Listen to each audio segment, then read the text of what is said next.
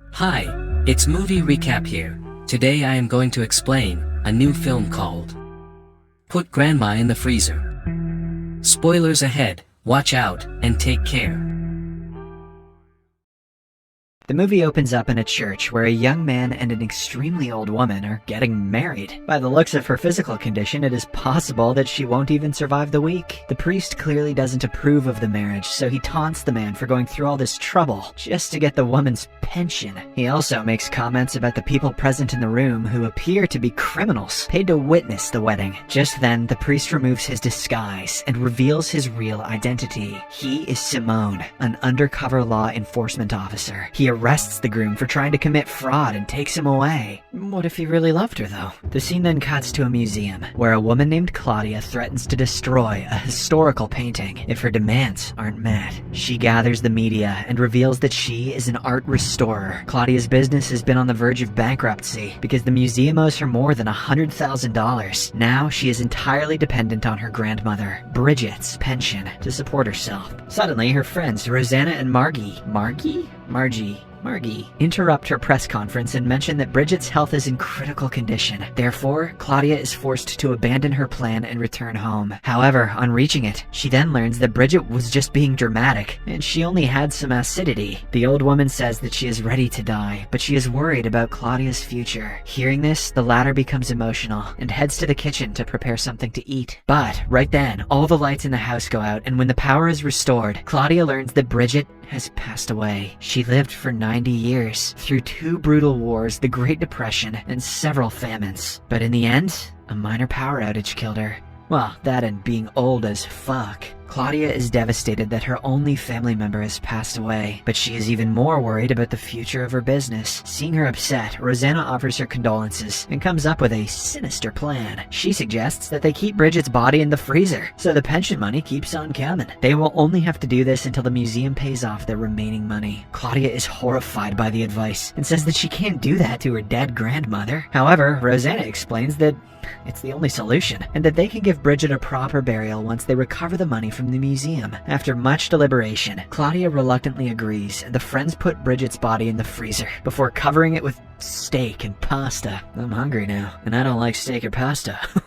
The following day, Claudia goes to the pension office to receive the monthly check, but the officer tells her to wait for a month because she's on a waiting list. However, the officer offers to speed up the process if she agrees to pay him off. This infuriates Claudia, and she berates him for being a corrupt person. Suddenly, the armor of a warrior behind Claudia starts to move, and he is revealed to be Simone, who is on another undercover operation. After catching the corrupt officer red-handed, Simone arrests him and whisks him away. Claudia rushes after them with some paper, asking the officer for his signature so she can receive the pension. This is when Simone finally notices Claudia's beauty, and he is instantly smitten. However, he quickly snaps out of it and tells her that the officer can't sign the papers. This leads to an argument, and as they go back and forth, Claudia unintentionally pushes him down the stairs, injuring him badly. Later, a remorseful Claudia visits Simone in the hospital to apologize. She first introduces herself, and then explains the immense financial pressure she is under, thanks to the delayed payments. At this point, Simone has developed a full-blown crush on Claudia, so he agrees not to pursue a case against her. Meanwhile, his juniors watch him talk with the beautiful girl and instantly deduce that he likes her. It is then revealed that Simone got divorced some months ago, and to cope with the pain, he's become a workaholic. He also forces his juniors to work longer hours, frustrating their lives. Therefore, Simone's juniors plan to set him up with Claudia and make him a fun-loving, carefree person once again. They take him to a bar and try to send him to Claudia's home under the pretense of investigating her grandmother's pension case. That's what I call it, too. However, Simone quickly figures out their intentions and warns them against playing games with him. Refusing to give up, the juniors then get him drunk and make him open up. Simone finally reveals that he stays away from women because he has lost the confidence to speak with them after getting left by his ex-wife. But after a lot of convincing, Simone finally agrees to pay Claudia a visit. The following day, when he arrives at the door, Claudia is taken aback to see him. She quickly covers the freezer before letting him in. Both of them are nervous to see each other, and when she inquires about the reason for his visit, Simone panics and tells her that he came to meet her grandmother in regards to the pension case. Hearing this, Claudia becomes certain that the cops are onto her, but fortunately, she manages to send Simone away by lying that her grandmother has gone to her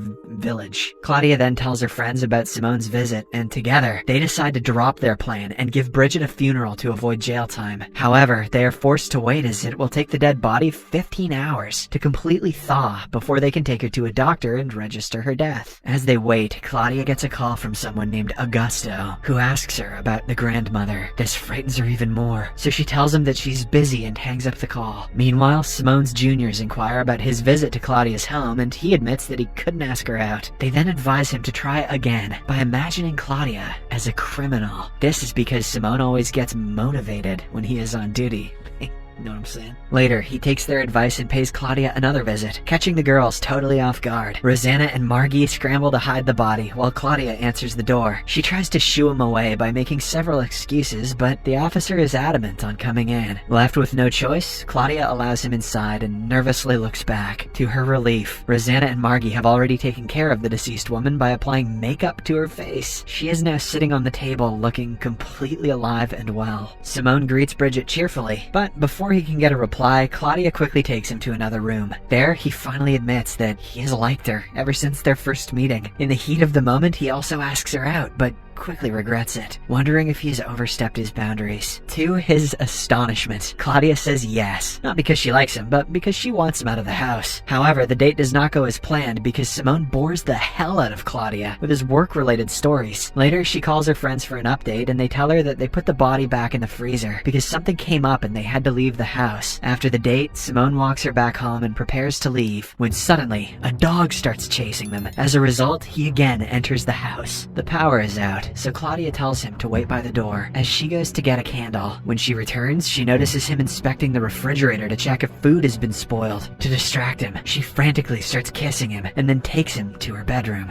This is the first time thinking about your grandparents has ever made someone more horny. When things start to heat up, Claudia backs down, saying that they should take things slow. Simone, being a gentleman, agrees and returns home. However, he incessantly messages her and Claudia feels stuck. Therefore, she devises a plan to get rid of him. That evening, she goes on a date clad in a revealing dress and a lot of makeup. She acts obnoxious and deliberately picks fights with other guests. As a result, one of the guests punches Simone in the face. The latter is puzzled by her behavior, and he finally ends the date when she grabs his crotch and asks him to show the junk. The following day, Augusto, the caller, arrives at Claudia's home. He reveals that he is Bridget's old friend and demands to meet her. Claudia tries to make excuses to get rid of him, but he tells her that he has been camping in the neighborhood for 3 days, but he didn't see Bridget even once. He then warns her that if he doesn't see Bridget by tomorrow, he will call the police. Afraid of getting exposed, Claudia and her friends come up with a plan. The following day, when Augusto shows up at the door, Claudia disguises herself as Bridget and speaks to him. Fortunately, he doesn't recognize her, and it's revealed that Bridget and Augusto used to date in the past. Augusto says that his wife has passed away, and he wants to get together with her. However, Claudia tells him that she has found someone else and sends him away. After getting rid of him, she finally breathes a sigh of relief, but the doorbell again rings. To her dismay, it is Simone. She nervously tells him that Claudia is at work, but the cop wants to speak with